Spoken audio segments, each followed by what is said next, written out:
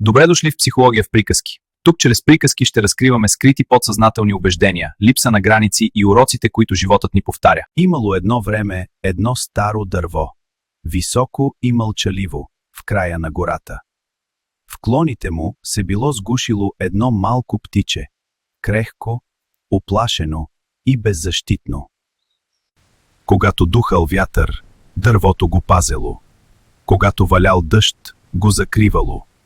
Когато нощта ставала страшна, птичето заспивало спокойно, защото знаело, че има къде да се върне. Дървото не искало нищо в замяна. То просто обичало тихо, дълбоко и без условие. Минало време. Птичето пораснало, станало силно и започнало да лети далеч. И колкото повече опознавало света, толкова по-малко помнело кой го е пазил. Когато дървото му казвало «пази се», птичето отвръщало «остави ме». Когато му говорело с обич, то чувало досада. Когато го пазело, виждало намеса. А когато имало нужда, винаги се връщало. Дървото мълчало и търпяло. То знаело, че истинската обич понякога означава да поемеш ударите на неблагодарността, докато другият намери своя път.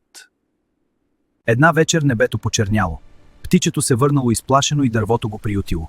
Тогава старият вятър рекал: най-болезнено е не когато чужд наранява дървото, а онзи, заради когото то е устоявало на всички сезони.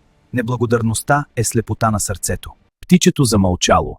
За първи път видяло напуканата кора и умората в клоните. То разбрало, че досадата е била любов, а намесата – грижа. От този ден птичето започнало да се връща не само с нужда, а и с благодарност. Любовта без уважение започва да боли. Колкото и да обичате някого, трябва да поставяте граници. Не защото не обичате, а защото обичате и себе си. Границата е врата, чието ключ държите само вие. Не чакайте следващата буря, за да забележиш белезите по тези, които са били твой дом.